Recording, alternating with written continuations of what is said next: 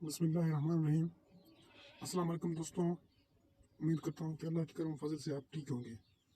चलिए दोस्तों, हमने फिजिक्स का मैट्रिक क्लास की पहली चैप्टर सिंपल मशीन की डेफिनेशन, उसके एग्जांपल्स, उसके पर्पस और एफर्ट और लोड भी कंप्लीट कर ली। और आज का हमारा टॉपिक है, आप देख सकते हैं कि ये फिजिक्स क्लास की एक मैट्रिक क्लास की पहली चैप्टर की ये लिखी हुई टॉपिक्स हैं। ये देखिए, एफर्ट के बाद है अब लोड, उसके बाद ये दोनों हमने कर दिया। अब जो आज के हमारा जो टॉपिक है वो इनपुट और आउटपुट। अब इनपुट क्या है और आउटपुट क्या है, ये दोनों एक मशीन में हमारी एक टॉपिक्स जो हम इस्तेमाल करते हैं वही हैं। अब देखें इनपुट क्या लिखा हुआ है। इनपुट लिखा हुआ है work done on machine bye effort is called input. यानी पहले पहले हमने पढ़ा था एफर्ट। एफर्ट वो था कि हमने जो वो फोर्स जो मशीन पे लगाई थी उसे हम कहते थे एफर्ट। एफर्ट मतलब ही वो जो फोर्स लगाना है। यहाँ आप इनपुट भी देखें, work done on machine bye effort is called input.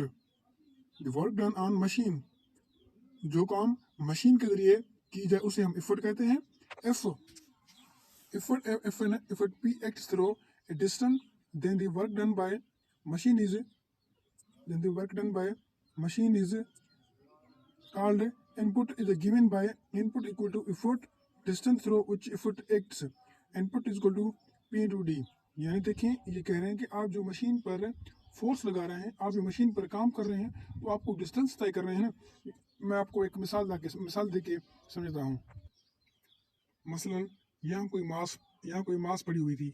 ये क्या है, कोई भी एम मास है। जब मैंने इसे एफर्ट लगाई, जब मैं इस पर एफर्ट लगाऊंगा तो ये यहाँ पे पड़ी हुई थी, मैंने इसे यहाँ से एक फोर्स लगा दी, तो इसने यहाँ पे पड़ी हुई थी, तो ये मास जाके यहाँ पड़ी। अब देखें, इसने क्या किया, एक डिस्टेंस तय किया ना।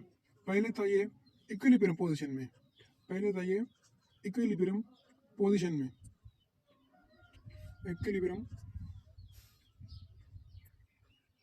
पोजीशन मतलब मसलन देखी थी आपने कि ये जो मास थी हमारी, ये थी पहले इक्विलिब्रियम पोजीशन। जब हमने इस पर फोर्स लगाई तो इसने एक डिस्टेंस तय की। क्या लगाई हमने, एक एफर्ट लगाई।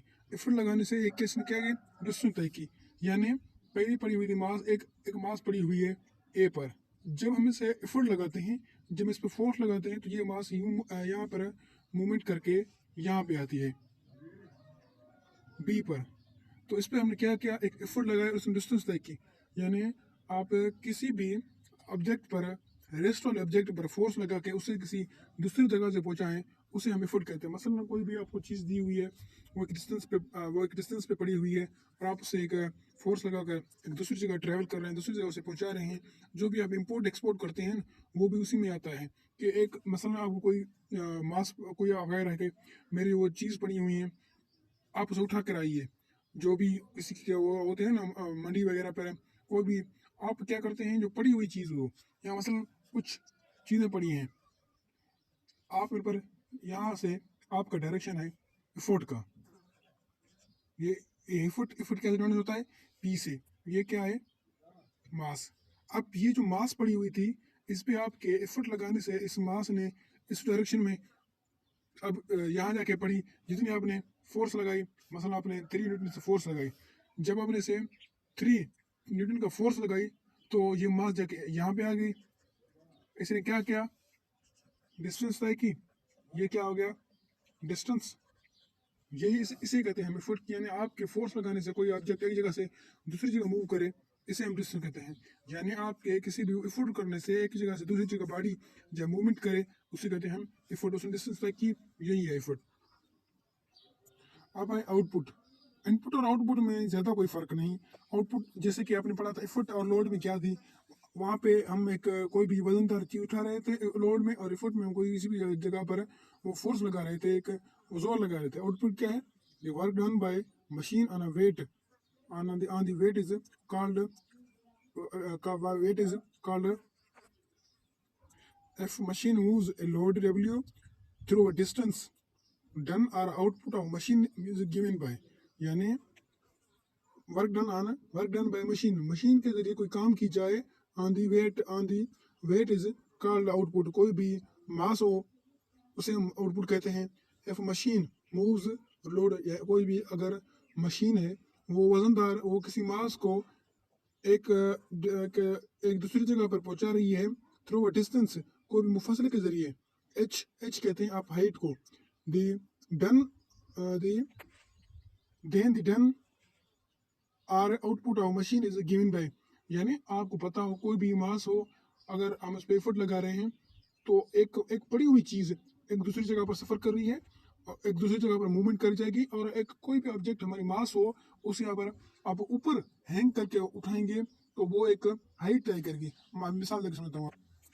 अब ये देखिए, ये एक मास है, इस पर हम ऊपर से एक नीचे से एक फोर्स लगा रहे हैं, डायरेक्शन हमें चेंज करती है, यानी हम इसे एक यहाँ से एक फोर्स लगा रहे हैं। ये मास यहाँ पड़ी हुई थी इक्विलिब्रियम पोजीशन में, जब इसे हम ऊपर से नीचे से फोर्स लगाएंगे तो ये मास जो मूवमेंट करेगी अपवर्ड करेगी, ये मास जो हमारी मूवमेंट करेगी अपवर्ड करेगी। अपवर्ड करेगी क्या, अब मास आ गई यहाँ पे, तो उसने क्या तय की, हाइट तय की, इसे हम कहते हैं आउटपुट। यानी हमारे फोर्स लगाने से नीचे पड़ी हुई मास को हम ऊपर ले जाएं, जैसे कोई ना कोई अभी आप जो भारी वजनदार चीज़ें होती हैं तो आप उसे कोई भी एक मशीन के जरिए नीचे से ऊपर उठाते हैं ना, इसे हम कहते हैं आउटपुट। यही यही हमारी आउटपुट। क्या हम किसी किसी भी ऑब्जेक्ट को किसी भी मास को उठाएं एक ऊपर उठाएं, उसे हम कहते हैं आउटपुट। पड़ी हुई चीज़ को आप ऊपर उठाते हैं ना, इसे हम कहते हैं आउटपुट। क्या है कि वो कोई हाइट तय करी है ना, पहले तो यहाँ पड़ी हुई थी, आपकी एफर्ट यहाँ से आपकी एफर्ट की डायरेक्शन है, जो एफर्ट की यानी पी की डायरेक्शन है वो पहले थी यहाँ से आप एक मास को यहाँ इसको आपने फोर्स लगाई, एफर्ट लगाई, तो ये मास यहाँ पर थी, यहाँ पे आ गई। अब इसने क्या की, हाइट तय की, डिस्टेंस तो कोई भी एक जो ऊंचाई तय की ना, ऊंचाई हाइट को कहते हैं ऊंचाई। इसने कोई मुफासला तय नहीं किया, मुफासला कहते हैं हम उसी को, यहाँ अगर मास पड़ी हुई थी हमने यहाँ उसे मूव कराई थी, ये इसकी डिस्टेंस होगी, ये इसकी डिस्टेंस तो है किसमें है, हाइट में है, इसे हम कहते हैं आउटपुट। इनपुट वही कहते हैं कि जैसे आपको किसी मास पड़ी हुई थी उस पर आपको फोर्स लगा, उस पर आपने यहाँ पे फोर्स लगा के इसे यहाँ पे उठाए, इसे हम डिस्टेंस कहते हैं। ठीक है, ये डिस्टेंस है।